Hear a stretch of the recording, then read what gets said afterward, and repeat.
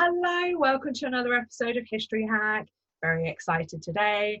Ladies and gentlemen, if you do not know our next guest, which is Josh, then please go back to some of our previous recordings on Hawaiian Kings and Britain and Japan. So you should all know who is here with us. Hi, Josh.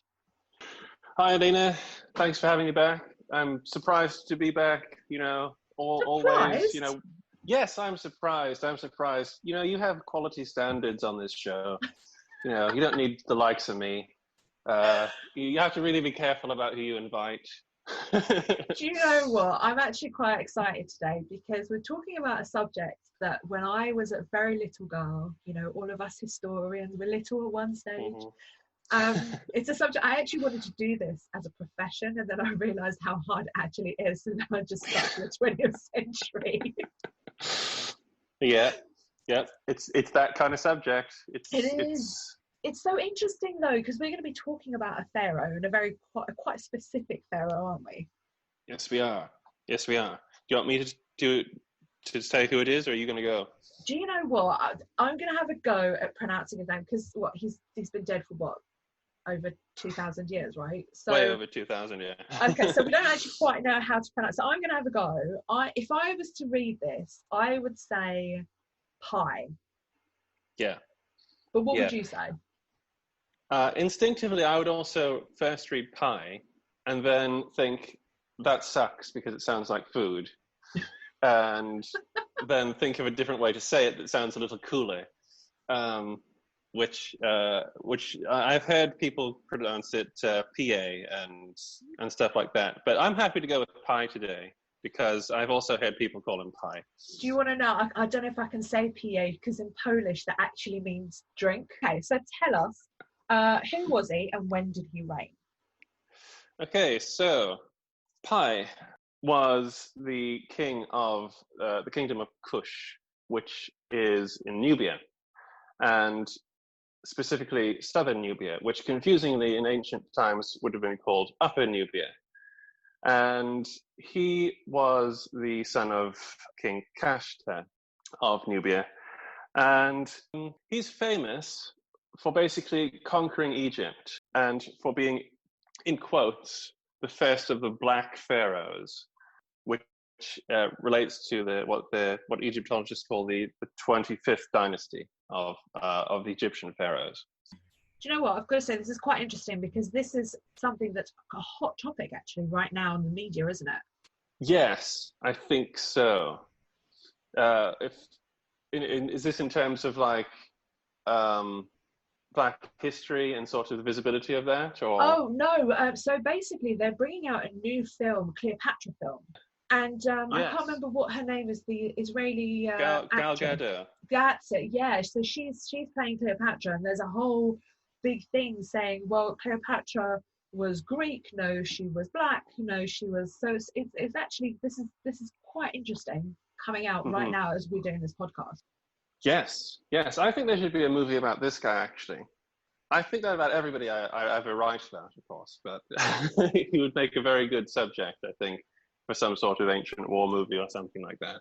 Do you know, you've got to now convince us that he deserves his own role in a film. Okay, that is my mission. Exactly. So do we actually have any information about his early reign? No, not really. Not in the sense of like other pharaohs from, say, the what they call the New Kingdom of the 18th dynasty, the really well documented ones. He's a little bit of a shadowy figure. Nobody knows how old he was when he became pharaoh. They only know that he reigned for about 24 to 30 years, and that he inherited kind of a quest from his father to kind of protect the city of Thebes in Upper Egypt, which is southern Egypt, again, confusingly, because of the way the Nile runs. And that's very important because Thebes is the headquarters of the cult of the god Amun, and which is at Karnak, which is the great ruins of in that city, and where that was where the priests all lived and where all the great festivals happened and things. So it was very important in Egyptian history. And he inherited this kind of quest to keep alive the traditions of the ancient Egyptian religion, especially the part, especially the cult of Amun, which was very important in Nubia itself. And we know that his father therefore laid the groundwork for what he would do, but specifically speaking, we don't know anything up until basically anything for certain anyway, until he actually invades Egypt. Maybe when he was born, or roughly when he was born. Do we have an idea about that? Accepted knowledge is that he was born sometime within the 700s BC, and that he came to the throne in the mid to late part of that century. But actually, again, there is no information that I have ever read anyway about when. There's some vague theories, because you can slot him into the line of Egyptian kings, but this actual whole period is very murky when it comes to firm dates, and there's an unfortunate and annoying lack of inscriptions for him, for various reasons that those who study Egyptology will be familiar with, i.e. other pharaohs destroying them or carving things over them, or them just being lost and things like that. So unfortunately, we don't actually have a firm date for when he was born, so we actually don't know how old he was, whether he was young or old when he came to power. That's kind of really frustrating. This is why I like to stick to the 20th century, because we have more concrete facts about things. And I really want to know now, was he young? Was he old? Was he? Yeah. Do we have any statues or any inscriptions or paintings that show what he looked like? That's the other annoying thing. No, there are statues of him, but most of them are missing its face. That's great. Which suggests some sort of deliberate thing to erase him, because pharaohs were always doing that to each other. Which is just so polite, isn't it? Do you know, it's really frustrating, I think, trying to determine all of this stuff, because we're actually doing a podcast about Thucydides. For those who don't know who Thucydides was, he was a historian in ancient Greek times, and he chronicled the Peloponnesian War. And I really think we need more Thucydides, however you want to pronounce that with a plural, from around the world, because I mean, I understand trying to wipe, the previous pharaoh off the face, because I'm better, great, I'm amazing. Look at me, I've built the biggest pyramid. Whatever. Absolutely. Do you know what? We need to clone Thucydides, send him back in time, and get him to chronicle all of this stuff for future historians. I think that would be an ideal idea. New mission for the Time Machine Brigade. Exactly. I don't know why we're bringing in time machines here, but so let's go back to Egypt at the time of his reign. What do we know about Egypt at that time? At this time, again, slightly murky, not as murky as this guy himself, but it informs why it's such a confusing period for Egyptologists to kind of decipher, because an era of chaos had kind of fallen onto the Nile kingdom, and this had transformed this era of chaos had transformed itself into a boisterous jigsaw of petty states, especially in the north, most of which were ruled by Libyan warlords. And in the south, you had some of the diehard holdouts of around Thebes and things like that. And so there was no centralized power anymore. And there was actually 4 guys with various confusing names who said that they were pharaoh. That's not including King Piye, who also said he was pharaoh, or king at least. He at least said he was king of Kush and Upper Egypt, but there was too many pharaohs, So we got 5 of these guys basically competing for one job. Yes, and to the exclusion of the others, because they weren't always fighting each other. They were just sort of sitting in their palaces saying, "I am Pharaoh," and ignoring the existence of the others unless they had to fight them. So, in reality, there was only one who had kind of inherited the proper titles and ceremonies and things like that, and I think his name was Sheshong.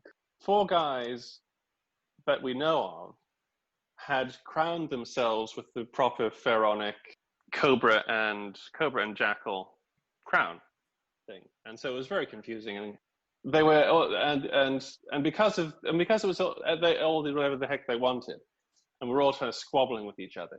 That meant that not only was the state destabilized, but there was the danger that they would drag the kingdom into conflict with neighboring powers, and this was happening as some of the northern rulers in the Egyptian Delta were starting to mess around in what is now Israel and Syria, and that was bringing them into the orbit of the Assyrians, and that's just bad news because they're the new kid on the block and they're tough, and that is why perhaps you can see why it's difficult to kind of see when Piye was born and things like that, because there was so much confusion in this time.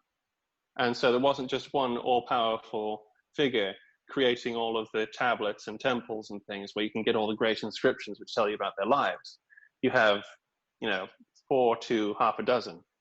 It just sounds chaotic at this point. So how does our friend Piye fall into all of this? Well, like I said before, he comes to the throne, obviously, one presumes after his father dies. His father had kind of made a Cushite lodgement in Upper Egypt around the city of Thebes, which, by the way, is Thebes, by the way, is the Greek name for it. I think in Egyptian they called it Waset, but I'm just going to call it Thebes because that's pretty much the common vernacular. And so he had got a lodgement in Thebes. I think he had a small garrison up there, and he'd actually installed Piye's sister as what they called God's wife of Amun, which is kind of the top priestess there. And so what happens is Piye comes to the throne. His coronation in Nubia as king of Kush happens at the temple of Amun at Jebel Barkal, which is a mountain in Sudan. And once he's done that, he basically his next step is to make it known that he is king of Upper Egypt and the protector of Thebes. So he sends his army north, or part of it, to secure Upper Egypt and show the flag, as it were. And then he goes on a procession up there and gets crowned again as king of Upper Egypt. And basically that means that in former times that could mean you were just Pharaoh, because there is actually a line of kings who derived their power from the priesthood at Karnak. But so it was a highly significant thing to do, and so he went up there and did that, and he gathered in allies and doled out rewards and titles and things, and said, "I'm your guy. I'm in charge here. Have a good time. I'm going back to Nubia." And Really? that's what he did. Yeah, that's what he did. He was a what's the word? A kind of a absentee king, because he was king of Kush first, and he didn't really seem to care an awful lot about staying in what we would call Egypt. He went up there, he did that thing, and then he went back to where his own kingdom was, and he hung out there for a while until stuff happened. So basically, the bottom line is he gets himself crowned pharaoh. says, "Hi, I'm here. I'm going back to Nubia now. See you later. Yep. Govern That's what he yourselves," did. basically.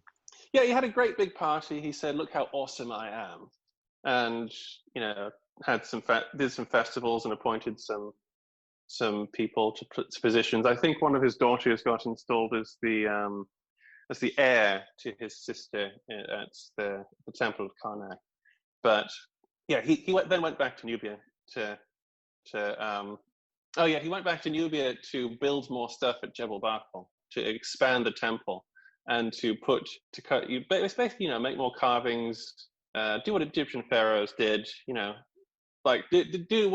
went back to do what the Egyptian pharaohs who conquered his country hundreds of years before would do, which is to then carve stuff into walls saying, "I am now king of Upper Egypt and Nubia," and calling himself all sorts of crazy names like the bull arising in Napata and things like that, and stuff, and all these crazy praise names that they used to call themselves. It was cool back then. Was he an actual warrior? Did he take part in any battles? Do we know anything like that if he did?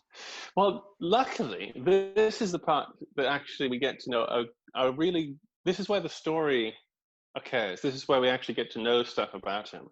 Because when he, either now or immediately after he gets back to Nubia, the war starts, which provokes his full invasion of Egypt. And once he is, spoiler alert, victorious in that, he returns again to Jebel Barkal, and he puts a big plaque or stele. I don't actually know the proper grammatical term. He installs that in that temple, and this is the victory stele of Piye. It's a very famous artifact.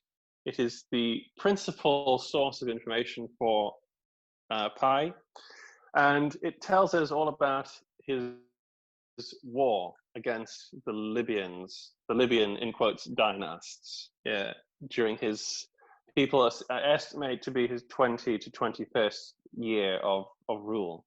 So he does actually something good, in a way. Yes, he does.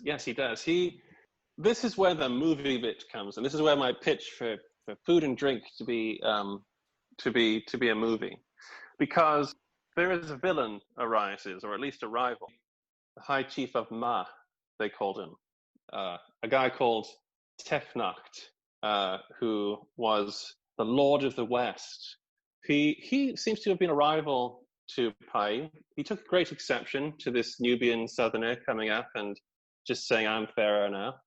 And Tefnacht gathers an alliance of the northern warlords, what they call what Piye's inscription kind of semi-mockingly refers to as the feather-wearing chiefs of the Delta, and he marches south to basically take Thebes and say, "I am the king of Upper Egypt. I'm Pharaoh," and he goes down towards Thebes, threatens Piye's allies, and some of them become, in quotes again, quoting from the inscription at Jebel Barkal, like dogs at his feet.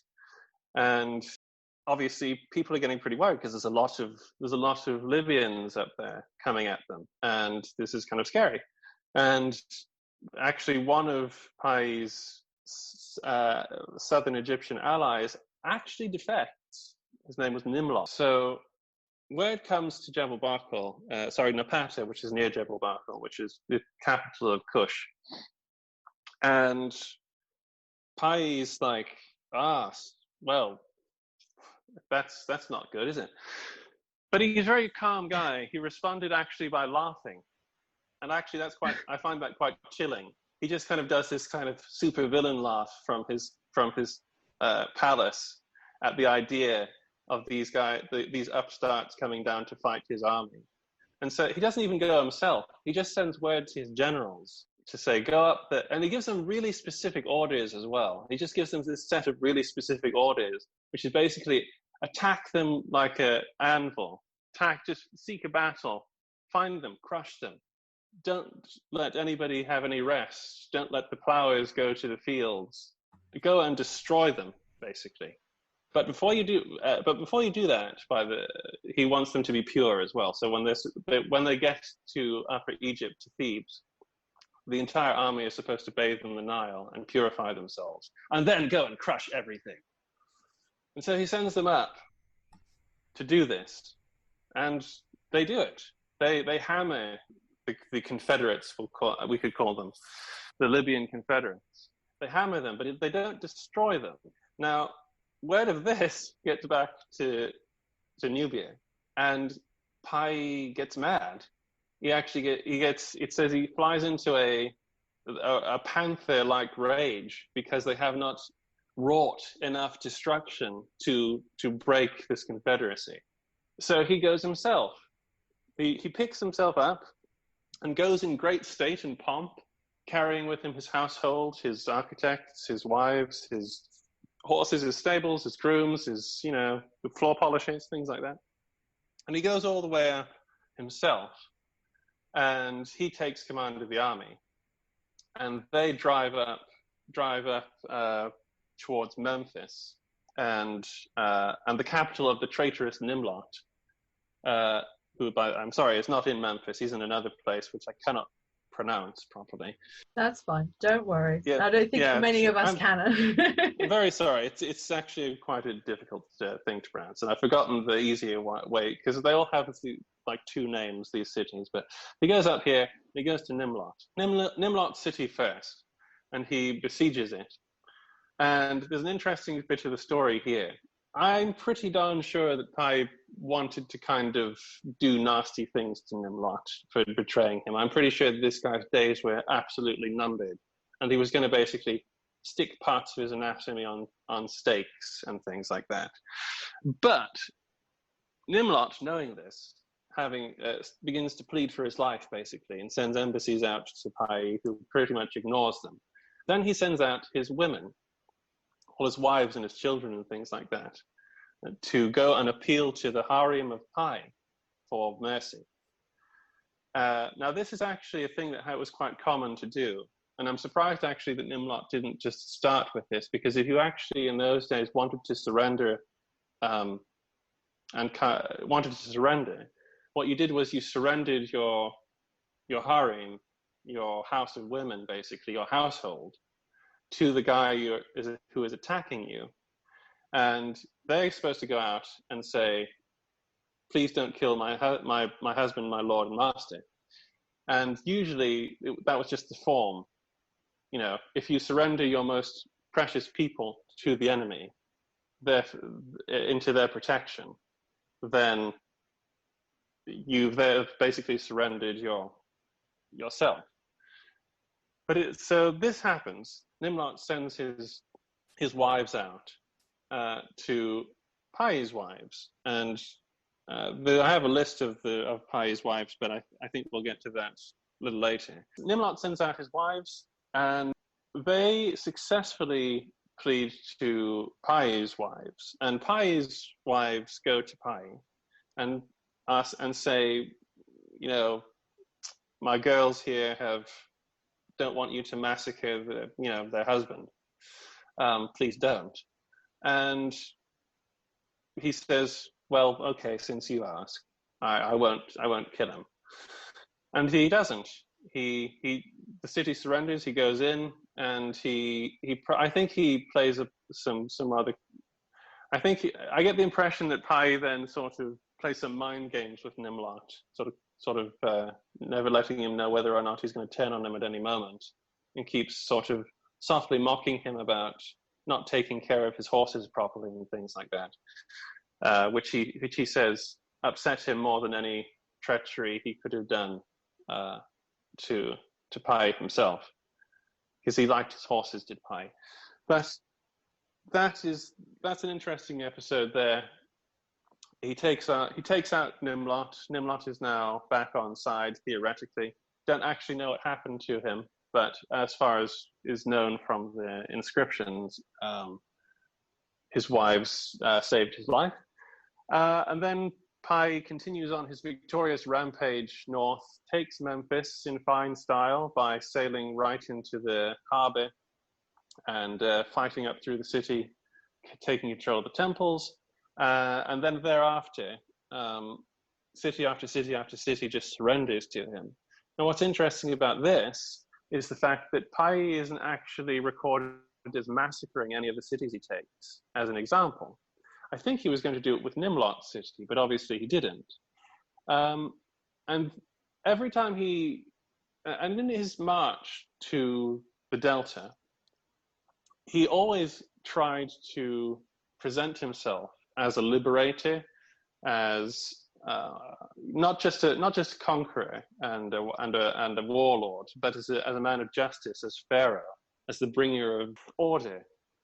He was the chosen one of Amun, and etc. And so he would always do ceremonies and things whenever he took a city to restore order and show that he was the ruler of the land, the righteous one, kind of thing. Which actually I think might be one of the interpretations of his actual name. But anyway, so he goes all the way up, having defeated Tefnach's army in front of Memphis. He goes all the way up to the Delta. Now, Tefnach has managed to escape. And as I was saying before, everybody is now just surrendering en masse to Piye's army. Sure enough, Tefnach does the same thing. He sends an embassy to the Cushite camp, and he says, "Please forgive me, O Pharaoh. Again, don't kill me. You're in charge. You win." And that effectively ends the campaign. And that's in brief, because the victory stele goes into quite good detail as to how this campaign went. And it's actually very interesting to read it for the insights you get into Piye's character. So basically, he sounds like a pretty good warlord, but a bit of a shit ruler. Well, yeah, I mean, that is kind of, it's unfortunate we don't have a lot more to go on his reign, because it's hard to say one way or another. He was definitely a crafty politician, and obviously a very capable general. But as to whether he was a good ruler or not, I have no idea how to answer that, really. He seemed to do, but there's no inscriptions which say he kind of failed to rule justly. But because he was kind of an absentee king, nobody really likes them very much, do they? He kept going back to Nubia. So I guess that would be, from what we know, the weaker side of his character is that he was mostly interested in ruling his own patch and letting deputies kind of take control of the rest. The result of this war was, however, that the 25th dynasty was founded, which included a number of pharaohs, the most famous of which is one of his sons, Taharqa, who I believe lost a war against the Assyrians, but who Taharqa, I think, did actually move up into Egypt to become like a proper Egyptian pharaoh rather than a Nubian king ruling Egypt. That's his legacy, I think, which is the 25th dynasty, which he founded. But yeah, I think you're right. It's kind of an open question as to whether he was a great ruler, because as we all know, the great generals in history don't always make the greatest rulers. That is very true. But let's get back to the women. Of course, love a good strong woman in this. Mm-hmm. His wives clearly were pretty awesome. There was 5 of them. Am I right about that? Yes. Well, the wives of Egyptian pharaohs themselves, some of them are very well known, and you can get a lot of information about them. Again, because of who Piye was, and because he's known basically by one thing, you have to kind of satisfy ourselves with knowing who they were and sort of what their relationship to him was. And obviously, there's a certain amount of discussion regarding who was his principal wife at which time. But his wives, in order of assumed precedence, was a lady called Tabiri, who is known as his first great wife, so head of the household sort of thing. Another one called Abba, who was the mother of Taharka, who was a niece apparently of Tabiri.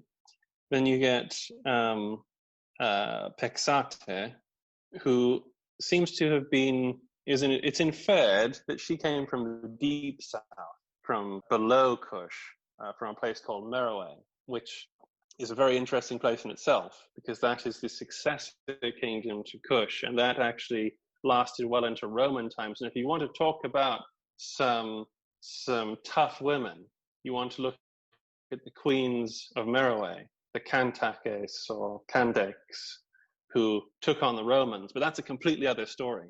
There's a really great story. There's a really great story about this like one-eyed queen of Meroe who fought against one of the Roman proconsuls. Gosh, she sounds pretty awesome. Yes, she was. She and the others who succeeded her had this habit of going up into Roman territories, cutting heads off statues of Augustus, and taking them back in triumph to Meroe, where they ritually buried them under the under their temples. Very interesting stuff. But anyway, going back to these ladies, we get this lady called Peksate, who appears to have been from that region, and may have been one of his oldest wives, as in like the wife before Tabiri. And one historian thinks that actually she might have died during his invasion of Egypt, and because she's buried in Egypt. But that's against conjecture, but it kind of works out, and it kind of makes sense in a way. And then you get a lady called Kensa, who rather dodgily is speculated as possibly one of his sisters. And then a very shadowy figure called Nefru Kekashta, which, apart from having a very difficult name to pronounce, very little is known about her except, I believe, an inscription which is attributed to her. And those are his wives. Those are his wives. The majority of which, barring the one who died, Peksate, probably would have been the ones who saved the life of Nimrod during the invasion of the north. It takes a woman to do a man's job. Yes. In this case, it was very wise of them to spare Nimrod's life, because had Piye gone ahead and killed him and massacred everybody in the city, maybe other cities would have fought harder. So they, being able to see clearly on this matter of showing mercy, did him a lot of favors. So yes, this is definitely the case here. You've mentioned one of his sons who ends up being a future pharaoh, but were there any other children that we know of? Yes, we know of, obviously, Taharka, who is a future pharaoh. There is a daughter called Shepen-Wepet, who was installed, who is the one I mentioned earlier, who was installed as the heir to the god's wife of Amun at Thebes. Then Mutirdis, who was a daughter, and made chief prophet of Hathor and Mut, also at Thebes. He basically did a lot of installing of children in high religious positions at Thebes. Then you have Kahata, who was a daughter who was given in marriage to King Shabako. And that's a dodgy thing as well, which I can get to in a minute, because King Shabako is actually the son of Piye's father. Ati is another daughter who was given in marriage to King Shabitko, who again, dodgily, that is the son of Shabako, who is the son of Kashta, and Kashta is the father of Piye. Then you have Ha, son of Ha, who is a son. He's the father of a very significant later figure, but who is not necessarily germane to the subject here. And then we have a son called Khaliot, who was the governor of Kanad in Nubia. Quite a lot of daughters than he had, who probably would have been included in the harem who saved Nimlot, as we were just talking about there. But also, there's a confusing and rather to our ears icky kind of intermarriage thing going on here, which unfortunately is quite common in pharaonic history. I was going to say Cleopatra and everyone before her. We all know that you were supposed to marry your sister or your brother, and it just got icky and it's just yes, very very yes, the very good word. I'm remembering Have you seen the Elizabeth Taylor Cleopatra? Yes. You know where she near the beginning where Elizabeth Taylor ticks Caesar off for burning the Library of Alexandria, and then Rex Harrison just sort of loses it and starts basically calling her an inbred barbarian. How dare you tell anybody about being civilized? Yes, that's all I can do is laugh to that. Josh, listen, that was so insightful and so interesting, finding out about a black pharaoh that I didn't even know existed. A warlord who, probably in my opinion, wasn't such a great ruler, but an incredible warlord. So thank you so much for joining us and telling us all about him. Well, I'm very, very pleased to have been able to come back and talk to you about it. It's always great to talk to you and Alex. As I said before, it's always vaguely surprising that people allow me to come back and ramble at them about these things. But if you're happy to let me keep coming back, I will keep coming back. Keep coming back. We love a good ramble. And before we finish, can you tell our listeners where they can get you? Well, they can get me at adventuresinhistoryland.com. And if you find me there, you'll find me everywhere. Ideal. Thank you so much for joining us. Thank you very much for having me. Join us tomorrow when Nikolai Eberholz will be back. You absolutely adored the 3-part series he did on Austria-Hungary and the Great War, but he's gone home this time. We're going to talk about the reality of neutrality in World War I, specifically looking at Danes in World War I. This is brilliant. It's not going to be what you expect, and some of the stories that he's translated out of Danish for the very first time are amazing. And I don't think they've even seen the light of day in Denmark because he squirreled them out of the archive where he works. So don't miss that one. Don't forget that we do exist on Patreon as History Hack and on Patreon as well, which is Podbean's own version. Alina and I have had massive fun doing this in 2020, but life's going to change quite a lot next year and we're going to actually have to go and earn a living, etc. If we want to keep up the regularity that we've been bringing you and the kind of guests that we've been bringing you and the workload, then we will need your help. So if you join us on either of those platforms, Marcus is currently working on some benefits for you, so there's going to be incentives for joining on either of those platforms. We're revamping ourselves on both of them, so don't forget to go in. You can do as little as $1 a month, and it all goes towards keeping up History Hack as regular as we've been able to bring it to you this year. We are now on YouTube. We are posting all of our new episodes on there, and we have our own channel, and we are gradually posting all of the back episodes because we have been made aware of the fact that you can only find the last 100 on some platforms. So you can go and listen to your heart's content and laugh at the cartoons and have a great time. So do go over there and subscribe.